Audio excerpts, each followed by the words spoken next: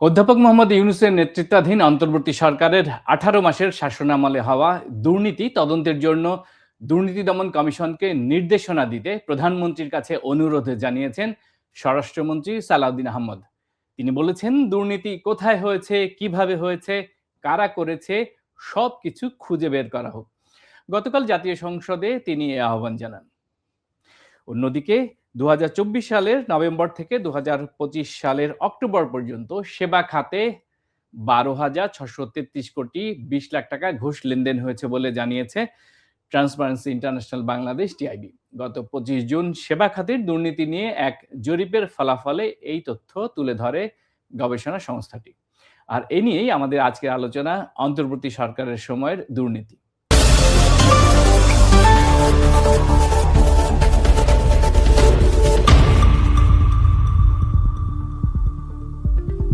প্রিয় দর্শক, সমকালীন বিভিন্ন বিষয় নিয়ে প্রথম আলোর নিয়মিত আয়োজন বার্তা কক্ষে সবাইকে স্বাগত জানাচ্ছি। সঙ্গে আছে আমি বায়েজিদ আহমেদ। আমাদের সঙ্গে আছেন আজকে সিপিডির গবেষণা পরিচালক ডক্টর খন্দকার গোলাম মোয়াজ্জেম।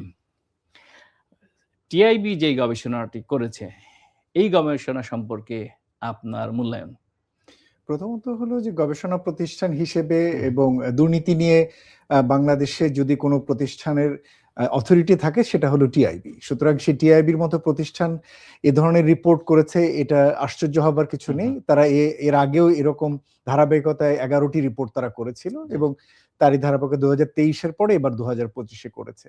এবং বাংলাদেশে দুর্নীতি রয়েছে এটা নিয়ে তো আর বিশাল গবেষণার দরকার নেই। দুর্নীতি সকল পর্যায়ে রয়েছে, সেটা এই ধরনের রিপোর্ট আসলে যেটা হয়, আমরা মাত্রাটা বোঝার একটা সুযোগ পাই। পূর্ববর্তী অবস্থান থেকে আমাদের অবস্থান কিছুটা ভালো হলো কিনা, খারাপ হলো কিনা সেটা বুঝতে পারি এবং খাত ভিত্তিক একটা তুলনা পাই। আমরা জানি সকল খাতে দুর্নীতি রয়েছে, কিন্তু এই ধরনের রিপোর্ট আসলে আমরা তুলনা করার একটা সুযোগ পাই, কোন খাতে বেশি কোন খাতে কম। আপনি নিজেও বললেন যে হ্যাঁ, প্রায় 17টি খাতের উপরে, 18টি খাতের উপরে তারা এই গবেষণাটি করেছে। সুতরাং এই ধরনের রিপোর্ট আমাদের জন্য একটা বড় সম্পদ এবং এই ধরনের রিপোর্টগুলো নিয়মিত হচ্ছে। এর মাধ্যমে আমরা আমাদের দেশের দুর্নীতির যে ব্যাপকতা সেটি সম্পর্কে আমরা একটা সম্যক ধারণা পাচ্ছি, যেটা সকলে আমরা বলে থাকি, কিন্তু তথ্যউপাত্ত নির্ভর যদি একটা রিপোর্ট দরকার হয়, সেই রিপোর্টটি আমরা টিআইবির কাছ থেকে পাই। টিআইবি শহর এবং গ্রাম এই দুই অঞ্চলেই দৈবজন পদ্ধতিতে ১,১৪৯টি এলাকা নির্বাচন করে এই জরিপ করে। মোট 18টি সেবা খাতের চিত্র ফুটে উঠেছে। আমি যদি একটু জানাই আপনাকে যে এই খাতগুলোর মধ্যে অন্যতম কৃষি, স্থানীয় সরকার, ভূমি, শিক্ষা, স্বাস্থ্য, পাসপোর্ট ও বিআরটিও আছে।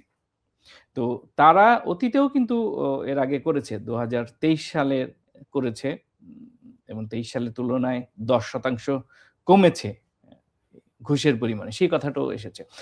আমাদের প্রশ্ন যেটা, যে আমরা রাজনৈতিক সরকারের সময় দেখি যে সেবা খাতগুলোতে বেশি দুর্নীতি।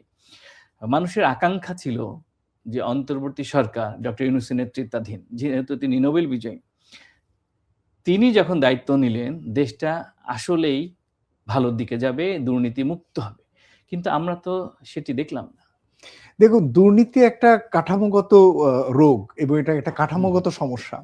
এটা কোনো একটা একক সরকারের পক্ষে অল্প কিছুদিনের ভিতরে এটা সমাধান করা কষ্টকর। এবং আমার কাছে মনে হয়েছে যে অন্তর্বর্তী সরকারের এজেন্ডার ভিতরেও কখনো দুর্নীতি নির্মূল হবে এরকম কোনো এজেন্ডা তার মূল অংশের ভিতরে ছিল না। চেষ্টা কি দেখেছি আমরা? হ্যাঁ, সেটা প্রশ্ন করতে পারেন, কিন্তু তার আগে আমি বলছি যে তারা তাদের সংস্কারের উদ্যোগগুলোর ভিতরে দুর্নীতি দমন কমিশনের সংস্কারও তাদের একটা এজেন্ডার ভিতরে ছিল, কিন্তু দুর্নীতি কমানো তাদের মেইন এজেন্ডা ছিল না। প্রশ্ন হচ্ছে যে হ্যাঁ, একটি ভালো মানুষের সরকার যখন সরকারে থাকে তখন তার কাছ থেকেও তো জনগণের কাছে একটা মেসেজ যায় যে হ্যাঁ, তাদের মাধ্যমে অন্তত ভালো কিছু আশা হবে, মানুষজন দুর্নীতি থেকে দূরে থাকবে, অথবা তারা তাদের নিজস্ব কার্যক্রম দিয়ে এমন কিছু করবেন যার ফলে দুর্নীতি থেকে মানুষ দূরে থাকতে পারে। এর কোনোটির ক্ষেত্রে আমাদের কাছে মনে হয়নি যে অন্তর্বর্তী সরকার সেগুলোর কাছে ছিলেন। প্রথমত হলো যে এজেন্ডার দিক থেকে তারা দুর্নীতি তাদের মেইন ছিল না। দ্বিতীয়ত জায়গা থেকে যদি বলি, অন্তর্বর্তী সরকারের একেবারে শুরুর দিকে একটা ঘোষণা ছিল যে সকল অন্তর্বর্তী সরকার উপদেষ্টা উপদেষ্টারা তাদের সম্পদের বিবরণ তারা উন্মুক্ত করবেন। পরবর্তীতে প্রথমে বলা হলো সরকারি কর্মকর্তারা করবেন, পরে বলা হলো যে উপদেষ্টারা করবেন, পরবর্তী বলা হলো কিছুদিন সময় নেওয়া হবে, পরে বলা হলো যে না, এটা প্রধান উপদেষ্টার কাছে এটা সংরক্ষিত থাকবে। এই যে সম্পদের হিসেব দেবার বিষয়টাও যে ডিসক্লোজ না হওয়া, এখান থেকেও বোঝা যায় যে হ্যাঁ, এই সমস্ত জায়গাগুলোতে তাদের অবস্থান খুব একটা শক্ত না। উপরন্তু যারা শীর্ষ পজিশনগুলোতে ছিলেন তাদের অনেকের ক্ষেত্রেই বিভিন্ন রকমের কার্যক্রমের দিক থেকে ব্যক্তি স্বার্থের বিষয়গুলো অনেক ক্ষেত্রে কিন্তু উঠে এসছে, যে তারা অনেক ক্ষেত্রে নিজস্ব স্বার্থের উপরে যেতে পারেননি, এমনকি তত্ত্বাবধায়ক সরকারের প্রধান উপদেষ্টার ক্ষেত্রেও সেই সমস্যা ছিল। সুতরাং এরকম জায়গা থেকে সাধারণ মানুষের কাছে কিন্তু খুব ডাইরেক্ট কোনো মেসেজ যায়নি যে এই সরকার দুর্নীতির ব্যাপারে খুব স্ট্রং একটা অবস্থানে আছেন এবং দুর্নীতির ব্যাপারে তারা খুব কড়া অবস্থানে থাকবেন। বরঞ্চ যেটা হয়েছে যে একটি অরাজনৈতিক সরকার ধীরে ধীরে তার ভিত্তি হারিয়েছেন এবং জনগণের কাছ থেকে তাদের দূরত্ব তৈরি হয়েছে, এবং তার ফলে যেটা হয়েছে যে দুর্নীতির সমস্ত প্রতিষ্ঠানগুলোতে যেখানে যেভাবে জিনিসগুলো ছিল শুরুর দিকে কিছুটা চুপ ছিল, পরের দিকে যখন এটা বুঝতে পেরেছেন সকলে যে না, এই অন্তর্বর্তী সরকার সেরকম একটা অথরিটি নেই সকল প্রতিষ্ঠানকে কন্ট্রোল করার, সুতরাং তারা আবার পূর্ণ উৎসাহে তারা আবার আগের মতো দুর্নীতিতে ফিরে গেছেন। ফলে যেটা হয়েছে যে তার আগের চেয়েও বেশি দুর্নীতি আমরা এই সময়কালে দেখেছি। টিআইবি যে গবেষণাগুলো করেছে 18টি খাত নিয়ে, সেই খাতে কিন্তু রাজনৈতিক সরকারের সময়ে যেভাবে দুর্নীতি হতো, ঘুষ হতো, অর্থ লেনদেন হতো, সে একই চিত্র কিন্তু দেখা গেছে। হয়তো পার্সেন্টেজ বেড়েছে, পরিমাণ কমেছে। জি। অন্তর্বর্তী সরকারের সময়ে যারা দায়িত্বে ছিলেন সেই সব উপদেষ্টার আচরণ, কথাবার্তা এবং তাদের মধ্যে থাকে না প্রোঅ্যাক্টিভনেস, যে বিষয়টা, তাতে কি প্রমাণিত হতো যে তারা তাদের সেক্টর থেকে, তাদের মন্ত্রণালয় থেকে দুর্নীতি দূর করার জন্য থাকে না যে যুদ্ধ ঘোষণা করা, বডি ল্যাঙ্গুয়েজে কেমন মনে হয়েছে? আমার কাছে প্রথমত যেটা দেখে মনে হয়েছে যে তারা অধিকাংশ অন্তর্বর্তী সরকারের উপদেষ্টা জিনিসটাকে একটা নিয়মিত চাকরির মতো করে দেখেছেন, এবং যদি আসলে দুর্নীতির বিরুদ্ধে তাদের অবস্থান শক্তিশালী হতো তাহলে দুটো জিনিস তারা করার চেষ্টা করতেন। একটি হচ্ছে নিজেদের অবস্থান, দুর্নীতির বিরুদ্ধে তাদের অবস্থানটি শক্তিশালী করার জন্য তাদের সম্পদের হিসাব বা বিবরণী তারা প্রকাশ করার জন্য উদ্যোগ নিতেন, যেটা তারা করতে পারতেন, যেটা করেননি কেউই। দ্বিতীয়ত হলো তারা নিজেদের মন্ত্রণালয়ের ভিতরে সেরকম ধরনের কোনো উদ্যোগ নিতে পারতেন, যেটাও আসলে তারা সে অর্থে করেননি। উপরন্তু ধীরে ধীরে যেটা হয়েছে যে অন্তর্বর্তী সরকার সমস্ত কর্মকাণ্ডগুলো রাজনৈতিক কিছু লক্ষ্য ভিত্তিক হয়ে গিয়েছিল, যেখান থেকে দুর্নীতি অনেক দূরে রয়ে গিয়েছিল। ফলে যেটা হয়েছে যে একেবারে গ্রাসরুট পর্যায়ে যেখানে কিনা যে 17টি সেক্টরের যে দুর্নীতির বিষয়গুলো পেয়েছেন, সেই খাতগুলোতে একই রকম আগের পরিকাঠামোই ছিল, শুধুমাত্র রাজনৈতিক পরিচয়ের ব্যক্তিগুলো পরিবর্তন হয়ে নতুন কিছু ব্যক্তিকে বসানো হয়েছিল। তারা দুর্নীতির মতো জায়গা থেকে তারা খুব দূরে ছিলেন না, ফলে তাদের উপস্থিতিতেও সেই একই মাত্রায় দুর্নীতি হয়েছে। শুধু চরিত্র বদল হয়েছে, কিন্তু দুর্নীতির মাত্রা প্রকৃতি সেই যে লোকগুলো করেছেন সেই লোকগুলোই করে অব্যাহত রেখেছে। আর একটা এখানে বলার বিষয় সেটা হলো যে আমাদের মতো দেশে এত বিপুল সংখ্যক লোকের সরকারি সেবার এত প্রয়োজন, সেই তুলনায় সেবা দাতা বা সেবা দাতার সংখ্যা কম, এবং একই সাথে সেবা দানের প্রক্রিয়াটি এখনো মান্ধাত্তা আমলের। এই জিনিসগুলোর ক্ষেত্রে এখনো ফেস টু ফেস ইন্টারাকশন প্রয়োজন হয়, এগুলোকে ডিজিটাল করা যাচ্ছে না, ডিজিটাল করার আগ্রহ নেই, এবং ডিজিটাল করার বিপক্ষে এই প্রতিষ্ঠানগুলোর কোনো প্রতিষ্ঠানই চায় না যে তারা ডিজিটালি এই সার্ভিসগুলো দেওয়া যাক। দু একটি প্রতিষ্ঠানে যা ডিজিটাল রয়েছে সেগুলো আসলে নাম কাওয়াস্তে ডিজিটাল, এই যে পাসপোর্ট অফিসে সবচেয়ে বেশি দুর্নীতি হয়, কিন্তু প্রায় পুরোটাকেই তারা ডিজিটাল করে রেখেছে, কিন্তু পুরোটা ডিজিটাল করলেও কিন্তু দুর্নীতিটি হয় অ্যানালগ সিস্টেমে। সুতরাং এই যে অ্যানালগ সিস্টেমের দুর্নীতি আপনি যতই ডিজিটাল করছেন কিন্তু সেখান থেকে দূর করা যাচ্ছে না। সুতরাং যতক্ষণ পর্যন্ত না আমি এই সিস্টেমগুলোর থেকে ভূত তাড়াতে না পারছি, প্রথমত ন্যূনতম অন্তত ডিজিটাল সিস্টেমে যেতে না পারছি, ফেস টু ফেস ইন্টারাকশন বন্ধ করতে পারছি, সেটা যে সরকারই আসুক এই সরকারের সময় দুর্নীতি হবে। আমি এখনই বলে রাখতে পারি যে আগামী বছর আপনি যখন দুর্নীতি মাপবেন দেখবেন যে আগের যে দুর্নীতি মাপা হয়েছে তার থেকে এই বছরের দুর্নীতি ক্রস করবে। ডক্টর মোয়াজ্জেম, আপনি চমৎকার বলেছেন। এই যে 18টি খাত নিয়ে টিআইবি গবেষণা করলো, আমি যদি আপনাকে বলি, দেখেন, কৃষি মন্ত্রণালয়, স্থানীয় সরকার মন্ত্রণালয় কার আন্ডারে ছিলেন? আসিফ মাহমুদ সজীব ভুঁইয়া, ছাত্র উপদেষ্টা। ভূমি, শিক্ষা, অবাক করার বিষয়, শিক্ষা মন্ত্রণালয়ের দুর্নীতি চিত্র ফুটে উঠেছে। যেই মন্ত্রণালয় কার দায়িত্বে ছিলেন? প্রথমে ওয়াহিদুদ্দিন মাহমুদ স্যারের আন্ডারে, পরে ডক্টর সিআর আবরার স্যারের আন্ডারে ছিলেন। স্বাস্থ্য মন্ত্রণালয় সব অন্যতম আলোচিত মন্ত্রণালয়। নূরজাহান বেগম, যিনি মাইক্রো ক্রেডিটের উপরে 40 বছরের উপরে বেশি সময় ধরে উনি কাজ করেছেন, গ্রামীণ ব্যাংকে কাজ করেছেন, অধ্যাপক মোহাম্মদ ইউনূসের খুবই ঘনিষ্ঠ মানুষ, তার উপর আস্থা রেখে তিনি স্বাস্থ্য মন্ত্রণালয়ের উপদেষ্টার পদ পেয়েছিলেন। তার 2 জন কর্মকর্তা আমি যদি নাম বলি, আছে, তাদের বিরুদ্ধে ব্যাপক অভিযোগ উঠেছিল। একজন তুহিন ফারাবি এবং আরেকজন মাহমুদুল হাসান, ব্যক্তিগত কর্মকর্তা। আচ্ছা দেখেন, পাসপোর্ট স্বরাষ্ট্র মন্ত্রণালয়ের অধীনে, বিআরটিএ যোগাযোগ,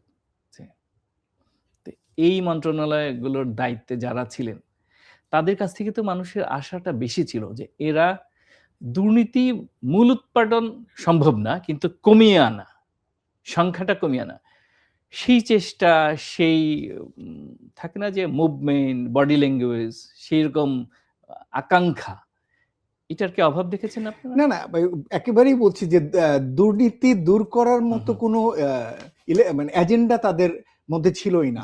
কেননা দুর্নীতি দমন তাদের মেইন এজেন্ডা ছিল না, বরঞ্চ আওয়ামী লীগ সরকার চলে যাবার পরে সেখানে একটা অন্তর্বর্তী ব্যবস্থা, সেটাকে আবার দীর্ঘায়িত করার এক ধরনের প্রবণতা, এবং সেখান থেকে রাজনৈতিক উত্তরণটা কি হবে সেই চেষ্টা, এর মধ্যে আবার ব্যুরোক্রেটিক লোকজন চেঞ্জ হয়ে যাওয়া, সেখানে আবার এই আমাদের অন্তর্বর্তী সরকার যারা উপদেষ্টা তাদের কন্ট্রোল প্রতিষ্ঠা করা, সেটা করতে আবার মবের একটা প্রেসার, এই বিভিন্নমুখী চাপে তারা, আমার কাছে মনে হয়েছে যে তারা তাদের হাত পা গুটিয়ে ফেলেছেন ধীরে ধীরে, এবং একরকম যেটা হয়েছে যে পরবর্তীকালে রুটিন কাজগুলোই তারা করেছেন, তারা কখনোই গ্রাসরুটে সেভাবে যাওয়ার চেষ্টাও করেনি। আমার তো মনে হয়েছে খুব কমই চেষ্টা ছিল আমাদের উপদেষ্টাদের ঢাকার বাইরে গিয়ে বিভিন্ন এলাকা ভিজিট করে আপনি বিভিন্ন বিভাগের বা মন্ত্রণালয় বা ডিপার্টমেন্টের যে সমস্ত সমস্যাগুলো হচ্ছে পার্টিকুলার দুর্নীতি সংক্রান্ত, সেই জায়গাগুলোতে আপনি টাচ করবেন, সেই চেষ্টাটা বা উদ্যোগটা তাদের দিক থেকে ছিল না। এবং আমি আবার বলছি, তারা দুর্নীতি সংক্রান্ত কোনো এজেন্ডা নিয়ে তারা আগায়নি, যদিও তাদের এই সরকারের একটা বড় প্রত্যাশা ছিল বৈষম্য বিরোধ দের জন্য তারা কাজ করবেন, দুর্নীতি মুক্ত একটা সমাজের জন্য কাজ করবেন, কিন্তু সেই রকম ভাবে তাদের আসলে কাজ করার হয়নি, বরঞ্চ শেষমেশ গিয়ে তারা একেবারেই পুরো জিনিসটিকে নিয়ে গেছেন কিভাবে পলিটিক্যাল ট্রানজিশনটি হয়ে একটি নতুন সরকারের কাছে তারা দায়িত্ব দেবেন। শেষ 6-7 মাস তো আসলে এদিকেই গিয়েছে, এর আগে মবের সমস্যা ছিল, অন্যান্য ধরনের সমস্যা ছিল। আমি বরঞ্চ একটা প্রস্তাব রাখতে পারি, এই যে দুর্নীতির যে বেড়েছে আগের সময়ের তুলনায়, এই সময়ের উপরে এই সরকার একটা শ্বেতপত্র প্রকাশ করুক অন্তর্বর্তী সরকারের সময়, এবং সেই দায়িত্বটা আগের সরকারের যে যারা শ্বেতপত্র প্রকাশ করেছেন তাদেরকে এই দায়িত্বটা দেওয়া যেতে পারে যে তারা অন্তর্বর্তী সময়ের উপরে ভিত্তি করে তারা যেন একটা শ্বেতপত্র প্রকাশ করেন। গতকাল জাতীয় সংসদে বাজেটের আলোচনায় স্বরাষ্ট্রমন্ত্রী সালাউদ্দিন আহমেদ তিনি মাননীয় প্রধানমন্ত্রীকে অনুরোধ জানিয়েছেন যে অন্তর্বর্তী সরকারের 1.5 বছরের একটি অস্থির সময় ছিল যমুনার অভ্যন্তরে এবং যমুনার কিনারে, সেই 18 মাসের সমস্ত কিছু তদন্ত, তিনি বলেছেন কোট আনকোট সর্বোচ্চ দুর্নীতি হয়েছে। এই সর্বোচ্চ দুর্নীতি বলতে আপনি কি বোঝান? দেখুন, আমাদের মতো দেশগুলোতে যখন দুর্নীতির মাত্রা হিসেব করা হয়, দেখা হয় পূর্ববর্তী সময়ের জরিপের তুলনায় পরবর্তী জরিপের সময় দুর্নীতির ফ্রিকোয়েন্সি বেড়েছে কিনা। তো টিআইবি রিপোর্টে দুটো তথ্য আছে, একটা হচ্ছে দুর্নীতির ব্যাপকতা বেড়েছে, আর একটা হচ্ছে দুর্নীতির পরিমাণ, ঘুষের পরিমাণের দিক থেকে সেটা কমেছে। তো সম্ভবত মাননীয় স্বরাষ্ট্রমন্ত্রী প্রথম তথ্যটিকে ব্যবহার করেছেন যে দুর্নীতির যে ব্যাপকতা সেটা আগের তুলনায় কত 24% সম্ভবত এটা বেড়েছে আগের তুলনায়, সুতরাং সেটিকে তিনি রেফার করেছেন। তো সেই জায়গাটা তো আমরা বুঝতে পারছি, কিন্তু এই জায়গাটিতে তিনি যদি এটা খুব দুর্নীতির বিরুদ্ধে তার অবস্থান, সোচ্চার অবস্থানের জায়গা থেকে বলে থাকে, আমি সেটাকে অ্যাপ্রিশিয়েট করব, কিন্তু একই সাথে তার মনে রাখা দরকার আগামী বছর যখন টিআইবি এরকম বা 2 বছর পরে যখন টিআইবি আরেকটি খানা জরিপ করবে, তখন তিনি যেন একইভাবে সংসদে একই দাবি তোলেন যে হ্যাঁ, এই সরকারের প্রথম 2 বছরে কেমন গেল সেটিও যেন তারা তদন্তের জন্য যেন বলেন সংসদে, বিরোধী দলের থেকে না, নিজের দলের থেকে তারা যেন এই প্রস্তাবটি দেন। এটা হচ্ছে একটি দিক। দ্বিতীয় দিক হলো যে দুর্নীতি হয়েছে সেটির তদন্ত হতেই পারে এবং হওয়া উচিত, এটি যেন আবার কোনো বিশেষ দল বা বিশেষ ব্যক্তি বা বিশেষ একটি কোনো একটা মন্ত্রণালয়ের দায়িত্বে যেন উপদেষ্টা, এরকম করে যেন স্পেসিফিক টার্গেট ওরিয়েন্টেড যেন না হয়। এটা যদি অ্যাক্রস যদি তদন্ত করতে হয় তাহলে অ্যাক্রস সব বিষয়ে যেন ধাপে ধাপে বা গ্রাজুয়ালি যেন তদন্তগুলো হয়, সেই জিনিসটা এখানে বিবেচনা করা। তবে সব তার থেকেও গুরুত্বপূর্ণ বিষয় হলো যে দুর্নীতি তদন্তের চেয়েও এখন গুরুত্বপূর্ণ হয়ে দাঁড়িয়েছে হলো দুর্নীতি কমানোর জন্য আসলে কি ধরনের উদ্যোগ নেওয়া হচ্ছে। এই সরকার এসে দুর্নীতি কমানোর জন্য যদি আমি বলি, এখন পর্যন্ত খুব সুনির্দিষ্ট কোনো ঘোষণা আমরা পাইনি যে হ্যাঁ এই সরকার দুর্নীতির বিরুদ্ধে এভাবে কাজ করবেন। তাদের ইলেকশন ম্যানিফেস্টোতে কিন্তু জিরো টলারেন্সের কথা রয়েছে, কিন্তু আমরা দেখতে চাইবো যে এই সরকার দুর্নীতি কমানোর জন্য স্পেসিফিক কিছু কিছু ইনিশিয়েটিভ তারা ঘোষণা করছেন। যেমন একটা হতে পারে যে সমস্ত ধরনের লেনদেনগুলো গ্র্যাজুয়ালি তারা অনলাইনে ডিজিটালি যাবেন, যেটা বলা হচ্ছে কর ধরনের বা ট্যাক্স ধরনের বিষয়গুলো তারা ডিজিটালি যাবেন। তাহলে সেই একইভাবে পাসপোর্টে, তারপরে হলো ভূমি অফিসে অথবা বিআরটিএ তে এই সার্ভিসগুলো কিভাবে ফুললি ডিজিটালাইজ অনলাইন করা যায়, সেই ধরনের উদ্যোগগুলো কিন্তু এই সরকারকে আগামীতে নিতে হবে। আমাদের দেশে দুর্নীতি আছে এটা নিয়ে প্রশ্ন না, প্রশ্ন হচ্ছে যে দুর্নীতি কমানোর জন্য আপনি কোনো উদ্যোগ নিয়েছেন কিনা এবং সেই উদ্যোগ নেবার ফলে কোনো সুফল পেয়েছেন কিনা। অন্তর্বর্তী সরকার সময়কালে আমরা সেই ধরনের খুব বড় কোনো উদ্যোগ দেখিনি। একটা রিপোর্ট হয়েছে, এতটুকু করেই সে তার দায়িত্ব শেষ হয়ে গিয়েছে সময়কালে। এখন এই সরকার যেহেতু রাজনৈতিক সরকার 5 বছরের জন্য এসছে, আমরা এই সরকারের কাছ থেকে দেখতে চাইবো শুধু তদন্ত না, এই সরকার মৌলিকভাবে দুর্নীতি কমানোর জন্য গুণগতভাবে বিভিন্ন মন্ত্রণালয় ভিত্তিক, বিভাগ ভিত্তিক বিভিন্ন ধরনের উদ্যোগ নিচ্ছেন কিনা। একটা হতে পারে প্রত্যেকটি মন্ত্রণালয়ে একজন করে হতে পারে অম্বুডসম্যান, আমরা যাদেরকে ন্যায়পাল বলি, সময় এসছে আসলে মন্ত্রণালয় ভিত্তিক একজন করে ন্যায়পাল নিয়োগ করা, যেখানে কিনা যে কোনো সংক্ষুব্ধ ব্যক্তি তার যে কোনো ধরনের সমস্যা নিয়ে সেখানে তিনি আবেদন জানাতে পারবেন। সেটি আমরা ঘোষণা শুনতে চাই যে এই সরকার প্রত্যেকটি মন্ত্রণালয় ভিত্তিক একজন করে ন্যায়পাল নিয়োগ করবেন। এটা হচ্ছে এক। দ্বিতীয়ত হলো সংসদের ভিতরে যে স্ট্যান্ডিং কমিটিগুলো রয়েছে, এই স্ট্যান্ডিং কমিটিগুলো দুর্নীতির বিরুদ্ধে অবস্থান নিচ্ছেন কিনা। দুর্নীতির বিরুদ্ধে অবস্থান নেওয়া কিন্তু বিরোধী দলের দায়িত্ব না, শুধু দুর্নীতির বিরুদ্ধে অবস্থান নেওয়াটা সরকারি দলেরও দায়িত্ব, সুতরাং ট্রেজারি বেঞ্চ, সুতরাং সেটাও আমরা দেখতে চাইবো যে স্ট্যান্ডিং কমিটিগুলোতে সুনির্দিষ্টভাবে দুর্নীতি সংক্রান্ত বিষয়গুলো দেখার জন্য তারা এজেন্ডা নিচ্ছেন কিনা। উপরন্তু সরকারের প্রত্যেকটি মন্ত্রণালয় বিভাগের যে অডিট রিপোর্টগুলো, এগুলো দেখবার দায়িত্ব হচ্ছে পাবলিক অ্যাকাউন্টস কমিটির। এই যে সরকারি হিসেব কমিটির যে দায়িত্ব, তারা কতটা এই সমস্ত অডিট রিপোর্ট গুলোর উপরে খতিয়ান নিচ্ছেন, নজরদারি করছেন, দায়ী করছে। এই মুহূর্তেই কিন্তু নতুন যে কমিটি আসবে তাদের কাছে অডিট রিপোর্ট আসবে হলো অন্তর্বর্তী সময়ের অডিট রিপোর্ট গুলো তাদের কাছে আসতে শুরু করবে। সুতরাং তারা এই সমস্ত রিপোর্টের ব্যাপারে গুণমান সম্পন্ন বিচার করছেন কিনা এবং তাদের বিচারের ফলে জনগণ সন্তুষ্ট হচ্ছে কিনা, এবং সেই সমস্ত বিষয়গুলো যেন জনসম্মুখে জানানো হয়। অনেক সময় সরকারের ভালো উদ্যোগগুলো জনগণ জানতে পারে না যে এই কাজগুলো সরকার করছে, কিন্তু এগুলো মিডিয়ার মাধ্যমে যাতে উন্মুক্তভাবে এই আলোচনাগুলো হয়, জানানো যায়, সেই ব্যবস্থা করা। উপরন্তু সংক্ষুব্ধ মানুষ শুধুমাত্র ন্যায়পালের কাছেই তাদের রিপোর্ট যেন জমা দেয় না, সংসদেও তারা যেন স্ট্যান্ডিং কমিটিগুলোর কাছে তারা যদি চান কোনো একটা প্রজেক্ট সম্পর্কে, কোনো একটা মন্ত্রণালয় বা বিভাগের অনিয়ম দুর্নীতি নিয়ে লিখতে, তারা যেন সেখানে সেগুলো রিপোর্ট করতে পারে, সেগুলো যেন স্ট্যান্ডিং কমিটিতে আলোচনা হয়। এরকম ধরনের একটা কাঠামোতে আপনি যদি বিষয়গুলো নিয়ে আসেন, তাহলে ধীরে ধীরে ধীরে ধীরে হয়তো একটা পরিস্থিতির উন্নতি আশা করতে পারি। স্বরাষ্ট্রমন্ত্রী সংসদে বলেছেন যে দুর্নীতি কোথায় হয়েছে, কিভাবে হয়েছে, কারা করেছে, সবকিছু খুঁজে বের করা হোক, কোট আনকোট। এখন দুদক যদি এই কাজটি শুরু করে তাহলে দোষীদের বিরুদ্ধে তো শাস্তিরও বিষয়টি আসবে সামনে, তাই না? কেউ যদি দুর্নীতি করে থাকে, ঘুষ লেনদেন করে থাকে, তাহলে তো তাকে তো ছেড়ে দেওয়া হবে না, নিশ্চয়ই তাকে শাস্তির আওতায় আনা হবে। আমরা যেহেতু সব আমলের দুর্নীতির চিত্র আমরা তুলে ধরতে চাই এবং সবার শাস্তি চাই, তাই তো, যে কোনো ধরনের অপরাধের। সেই ক্ষেত্রে এটা কি কোনো বাধা তৈরি করবে কিনা? কিসের বাধা?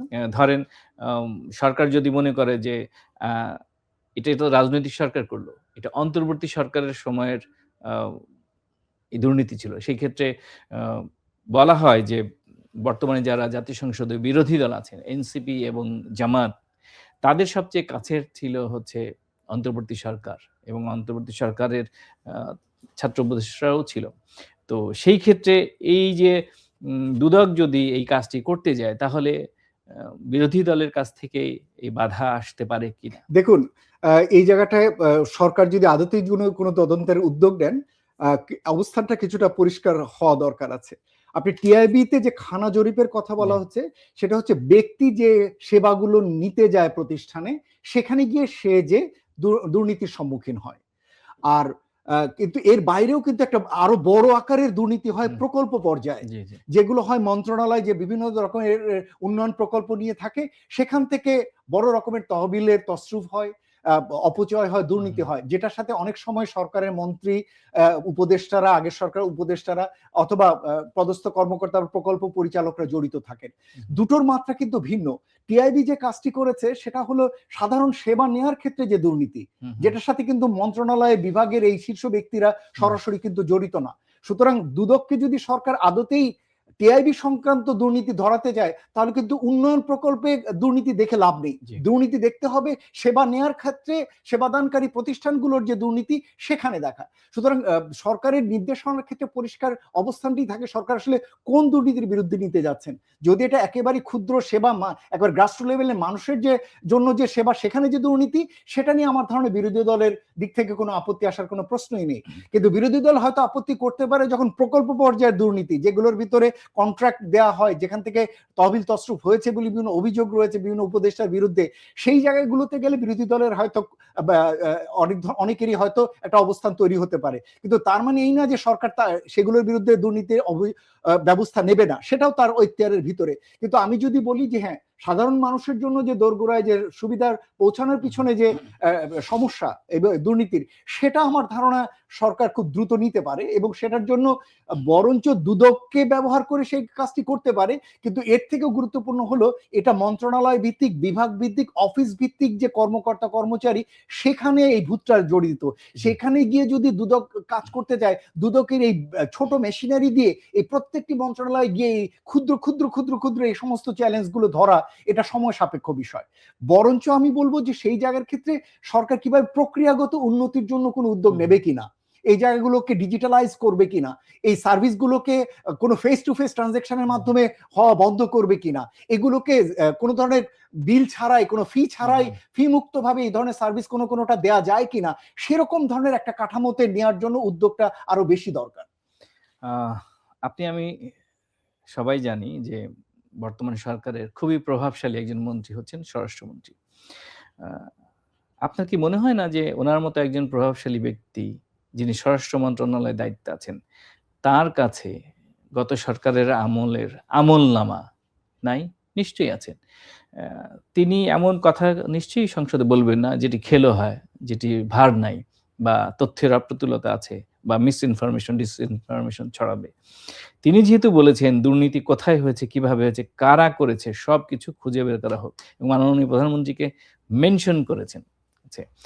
আপনার কি মনে হয় তার কাছে তথ্য থাকতে পারে? না, এটা তথ্য না থাকার পিছনে কোনো কথাই নেই। তার আগে তা না হলে জাতীয় সংসদের মতো জায়গায় তিনি কেন বলেছেন? প্লাস আমরা অন্তর্বর্তী সরকার সময় থেকেই তো বিভিন্ন রকমের মিডিয়া রিপোর্ট এসছে, এমনকি বিভিন্ন উপদেষ্টার বিরুদ্ধে অনেক ধরনের অনৈতিক সুবিধা নেবার অভিযোগও সে সময় উঠেছে। তো সেইগুলো রিপোর্ট অলরেডি হয়েছে, এবং এখন যখন এই সরকার দায়িত্ব নিয়েছে, তখন এই সমস্ত রিপোর্টগুলো তাদের হাতে থাকাটা কোনো অযৌক্তিক বিষয় না, এটা রয়েছে তাদের। বিষয়টি হচ্ছে তারা এই এজেন্ডাটিকে কি দুর্নীতির বিরুদ্ধে এজেন্ডা হিসেবে ব্যবহার করতে চাচ্ছেন, নাকি বিরোধী দলকে এক ধরনের চাপে রাখার কৌশল হিসেবে ব্যবহার করতে চাচ্ছেন। আমরা যদি একেবারে নিরপেক্ষ অবস্থানে দেখি, হ্যাঁ, যদি তিনি চান যে হ্যাঁ দুর্নীতির বিরুদ্ধে অবস্থান নেবেন, তাহলে আমাদের আপত্তি থাকবে না। কিন্তু এটা যেন আবার বিরোধী দলকে চাপে রাখার কৌশল হিসেবে যেন ব্যবহার না হয়।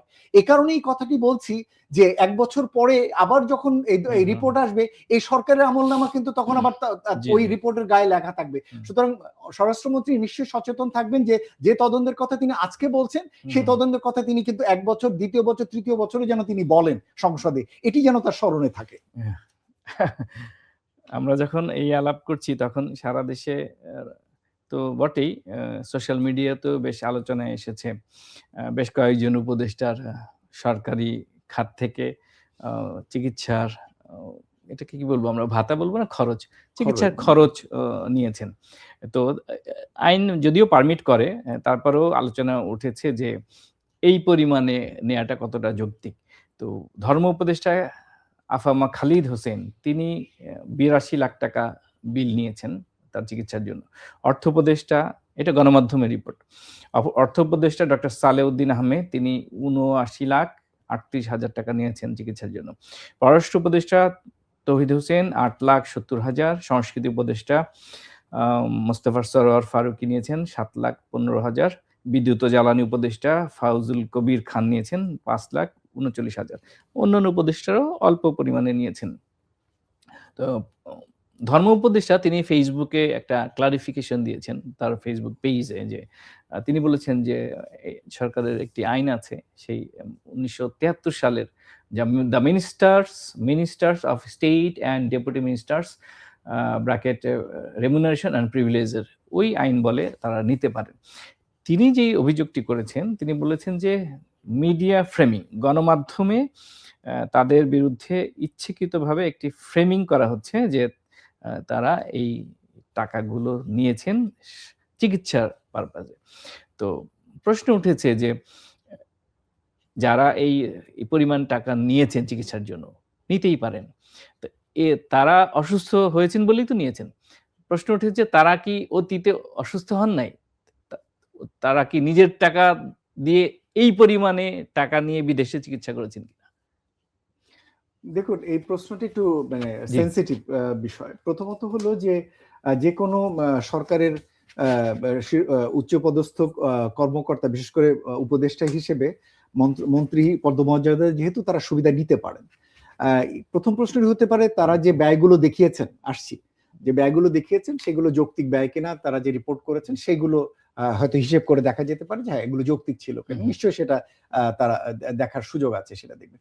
দ্বিতীয় প্রশ্নটি আরো বেশি গুরুত্বপূর্ণ, সেটা হলো যে অন্তর্বর্তী সরকারের উপদেষ্টাদের কাছ থেকে সাধারণ মানুষের প্রত্যাশা যেটি ছিল যে তারা এমন একটি ব্যাকগ্রাউন্ড থেকে এসছেন এবং এমন ধরনের কাজের জন্য তারা নিয়োজিত রয়েছেন যেখানে তারা ব্যক্তিগত সুখের বিষয়টা, ব্যক্তিগত স্বাস্থ্যের চেয়েও গুরুত্বপূর্ণ হবে তাদের রাষ্ট্রীয় কাজের জন্য তাদের কাছে দেওয়া এবং একটা খুব ভালো ইলেকশন করে একটা নতুন সরকার কাছে দেওয়া।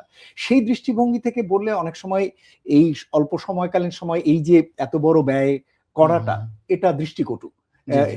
মাত্র 2 বছর সময়, মাত্র 1.5 বছর 2 বছর সময়ের ভিতরে এই এত বড় একটা ব্যয় যারা করেছেন তাদের এটা দৃষ্টিকটু একটা বিষয়, এটা তাদের সচেতন ভাবেই এড়িয়ে যাওয়াটা উচিত ছিল।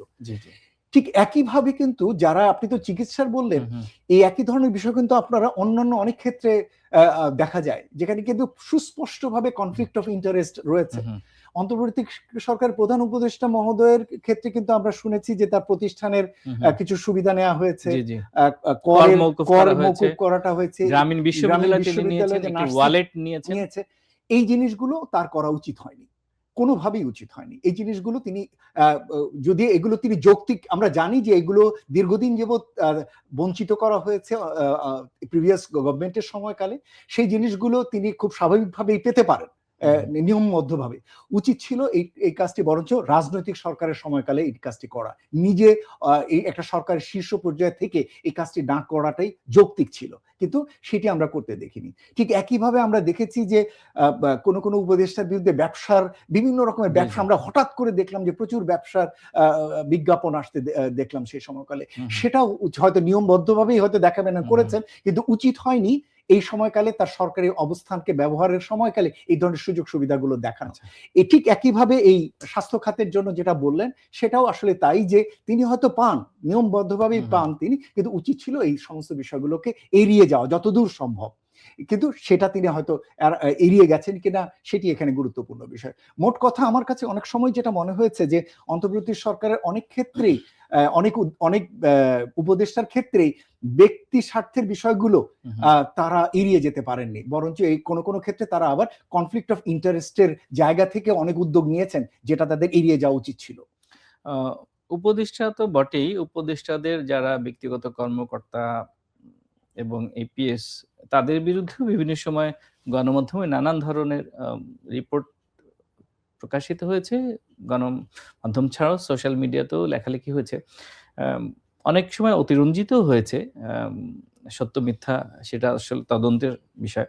কিন্তু সাবেক তথ্য উপদেষ্টা নাহিদ ইসলামের ব্যক্তিগত সহকারী আতিক মোর্শেদের বিরুদ্ধে মোবাইল ফাইন্যান্সিয়াল সার্ভিস নগদ থেকে টাকা আত্মসাতের অভিযোগ এর আগে গণমাধ্যমে উঠেছিল, আলোচনায় উঠেছিল। তার এছাড়া তথ্য উপদেষ্টা মাহফুজুল আলমের ভাই মাহবুবুল আলম, যিনি অস্ট্রেলিয়া প্রবাসী ছিলেন, তার বিরুদ্ধেও বেশ কিছু অভিযোগ উঠেছিল।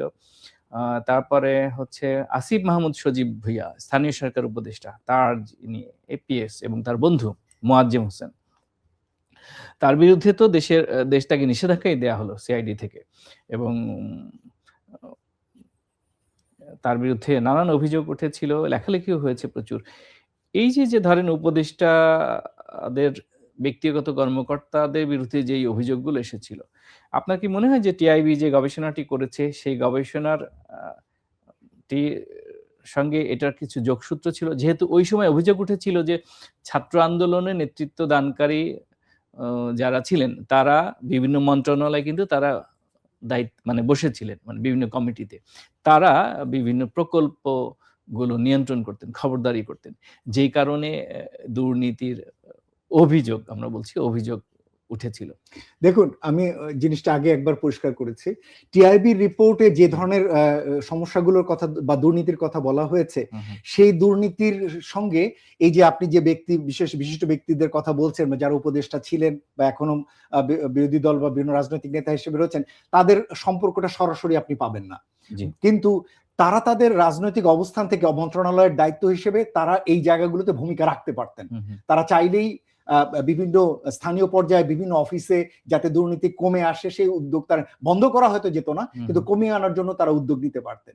কিন্তু যখন তাদের বিরুদ্ধে অভিযোগ ওঠে তখন আবার এবং এই সমস্ত প্রতিষ্ঠানে যারা ছোট বড় যারা চাকরি করে তারা আবার উৎসাহিত হন যে হ্যাঁ, তারা যে কাজগুলো করছে সেগুলো থেকে তারা তখন মনে করেন যে খুব বেশি সমস্যা নেই, তারা দুর্নীতি চালিয়ে গেলে। সুতরাং এটা হচ্ছে টিআইবি রিপোর্টের সাথে তার সম্পর্ক। এই জন্য বলছিলাম যে সমস্ত দুর্নীতি নিয়ে অভিযোগ আসছে, বড় বড় দুর্নীতি, এটা হলো প্রকল্প পর্যায়ে, এবং সেগুলো ক্ষেত্রে মন্ত্রণালয়ের ভিতরে বা বিভাগের ক্ষেত্রে এই সমস্ত জিনিসগুলো হয়ে থাকে, যেটার সাথে সাধারণ মানুষের সেবার সম্পর্কটা সরাসরি থাকে না। সেই জন্য আমি বলছিলাম যে এই ধরনের দুর্নীতি নিয়ে যদি আসলেই আমাদের কনসার্ন থাকে তাহলে উচিত হবে শ্বেতপত্র প্রকাশ করা, যেটা এর আগে হয়েছিল আওয়ামী লীগ সরকারের সময়। এখন আমার মনে হয় ওই একই শ্বেতপত্র কমিটি যদি আরেকটি দায়িত্ব নেয় অন্তর্বর্তী সময়কালের এই যে প্রকল্প পর্যায়ের যে বড় বড় দুর্নীতি, তারা যদি এটি গবেষণা করে আরেকটি রিপোর্ট প্রকাশ করে। টিআইবির যে প্রতিবেদন, সেই প্রতিবেদন নিয়ে অনেকেই প্রশ্ন তুলেছেন। টিআইবি তো আসলে তাদের রুটিন কাজ করেন, তারা এর আগেও গবেষণা করেছেন। এই গবেষণার উদ্দেশ্য নিয়ে কোনো সন্দেহ আছে কিনা? কোনোই সন্দেহ নেই। এই কাজটি তারা বছরের পর বছর করছেন, এবং এই ধরনের করার ক্ষেত্রে আন্তর্জাতিক যে মানদণ্ডগুলো সেগুলো তারা ফলো করেছেন। এমনকি এবছর আমি দেখলাম বিশেষভাবে তারা একটি বিশেষজ্ঞ প্যানেল নিযুক্ত করেছেন, যেখানে স্ট্যাটিস্টিশিয়ান, যাদেরকে আমরা পরিসংখ্যানবিদ বলি, তিনজন বিশিষ্ট পরিসংখ্যানবিদ রয়েছেন, একজন অর্থনীতিবিদ রয়েছেন, বিআইডিএস এর ডিজি রয়েছেন, আইএসআরটি যেটা institute of statistical research and training Dhaka university, তার তিনজন প্রফেসর রয়েছে, সম্মানিত প্রফেসর এখানে রয়েছেন, যাদের আমি ব্যক্তিগতভাবে এক দুইজনকে আমি চিনি। সুতরাং গবেষণা পদ্ধতি নিয়ে আসলে সমস্যা নেই। সমস্যাটা আসলে তাদের, যাদের গায়ে লাগে, অর্থাৎ এই ধরনের রিপোর্ট প্রকাশ হলে যাদের সরাসরি যাদের সমস্যা হয় তাদের, যেমন এই ধরনের প্রতিষ্ঠানগুলো সম্পর্কে যখন রিপোর্ট হয় তখন এই ধরনের প্রতিষ্ঠানগুলোর কর্মকর্তা কর্মচারী পর্যায়ে তারা হঠাৎ করে একটা চাপ বোধ করেন, কিন্তু ওই চাপ বোধটা কিছুদিন পরেই চলে যায় যখন এই রিপোর্টটি আস্তে আস্তে সরকারের থেকে রেডিয়াস থেকে যখন আলোটি যখন সরে যায়। এই টিআইবির এই রিপোর্টটি আপনি আজকে আলোচনা করছেন এই কারণেই যে রিপোর্টটি প্রকাশ হওয়ার সাথে সাথে সংসদে আলোচনা হয়েছে। যদি আদতেই আমরা চাই যে হ্যাঁ, এই রিপোর্ট থেকে আসলে কিছু গুণগত মানসম্পন্ন কিছু উপকার হোক, তাহলে ধারাবাহিক কিছু উদ্যোগ সরকারের দিক থেকে ইমিডিয়েটলি ঘোষণা করা দরকার রয়েছে। আমরা আশা করব যে শুধুমাত্র সংসদে বলা না বা দুর্নীতির দুদকের দিক থেকে শুধু উদ্যোগ নেওয়া না, একই সাথে দীর্ঘমেয়াদী কিছু উদ্যোগের ঘোষণাও যাতে প্রধানমন্ত্রীর পক্ষ থেকে দ্রুত আসে। স্বরাষ্ট্রমন্ত্রী যখন অন্তর্বর্তী সরকারের দুর্নীতি অভিযোগ নিয়ে জাতীয় সংসদে কথা বলছিলেন, তখন সংসদে উপস্থিত ছিলেন সংসদ নেতা প্রধানমন্ত্রী তারেক রহমান। তো এটি একটি গুরুত্ব বহন করে। আপনার কি মনে হয় যে এই যে গবেষণার ধারাবাহিকতায় আগামী বছর, মানে বিএনপি সরকারের 1 বছর পরে টিআইবি যদি এই ধরনের আরেকটি গবেষণা করে, তাহলে টিআইবির যে এইবারের গবেষণাটা নিয়ে যে প্রশ্ন উঠেছে সেটা আর থাকবে না, পাশাপাশি ধারাবাহিকতা বজায় থাকবে, এমনকি এই সরকার একটা চ্যালেঞ্জ হিসেবে নিতে পারে যে আগামী বছর তো টিআইবি এই কাজটা করবে, সুতরাং আমরা যেন এই খাতগুলোকে দুর্নীতি কমাতে পারি। আই উইশ যে জি। সরকার সেটা চ্যালেঞ্জ হিসেবে নেবেন, কিন্তু আমি এখনই অনেকটা দিব্য চোখে দেখতে পাচ্ছি এই বছর স্বরাষ্ট্রমন্ত্রী তো এই রিপোর্টের প্রশংসা করলেন, আগামী বছর যখন দুর্নীতির জি। মাত্রা বেড়ে যাবে হ্যাঁ। আমি খুবই সন্দিহান যে স্বরাষ্ট্রমন্ত্রী হয় রিপোর্টের উল্লেখ করবেন অথবা রিপোর্ট সম্পর্কে সন্দিহান হয়ে যেতে পারেন। যদিও একটু ওভার স্টেটমেন্ট হচ্ছে, কিন্তু আমি বরঞ্চ আশা করব যে স্বরাষ্ট্রমন্ত্রী চ্যালেঞ্জ হিসেবে নেবেন এবং এইবার যে রিপোর্টে যে দুর্নীতির মাত্রা প্রকাশিত হয়েছে আগামী সার্ভের সময় এর থেকে যাতে কম আসে মাত্রার দিক থেকে এবং পরিমাণের দিক থেকে, যাতে দুর্নীতির মাত্রা এই 18টি বা 20টি যাই তারা করুক সেখানে যেন প্রত্যেকটি ক্ষেত্রে যাতে আগের যে দুর্নীতির মাত্রা কমে, এরকম একটি চ্যালেঞ্জ যাতে শুধু স্বরাষ্ট্রমন্ত্রী না সংশ্লিষ্ট মন্ত্রণালয় বিভাগগুলো যাতে নেন এবং সেই অনুযায়ী তারা আগামী 2 বছরের একটা টার্গেট ধরে যাতে কাজ ঠিক করেন, তাহলে আমার ধারণা সেটাই এই সরকারের জন্য একটা গুরুত্বপূর্ণ পদক্ষেপ হবে। আমরাও আশা করি যে এই কাজটি টিআইবি করবে এবং টিআইবি প্রচ্ছন্নভাবে একটু চাপে রাখুক এই সরকারকে, যাতে করে সরকার এই খাতগুলো থেকে দুর্নীতি কমাতে পারে এবং উদ্যোগী হয়। আমাদেরও সেই একই প্রত্যাশা থাকবে। অসংখ্য ধন্যবাদ এত চমৎকারভাবে বিশ্লেষণ করার জন্য। প্রিয় দর্শক, কথা বলছিলাম সিপিডির গবেষণা পরিচালক ডক্টর খন্দকার গোলাম মুয়াজ্জেমের সঙ্গে। আমরা কথা বলছিলাম অন্তর্বর্তী সরকারের সময় দুর্নীতি নিয়ে। আর যারা সঙ্গে ছিলেন তাদের প্রতি ভীষণ কৃতজ্ঞতা। অনুষ্ঠানটি দেখতে পাবেন প্রথম আলোর ফেসবুক পেজ, ইউটিউব চ্যানেল এবং প্রথম আলো অনলাইন.com এ। আগামীকাল একই সময়ে অন্য কোনো বিষয়ে অন্য কোনো অতিথির সঙ্গে হাজির হব। সবাই ভালো থাকুন, নিরাপদে থাকুন, প্রথম আলোর সঙ্গেই থাকুন। সবার জন্য শুভকামনা।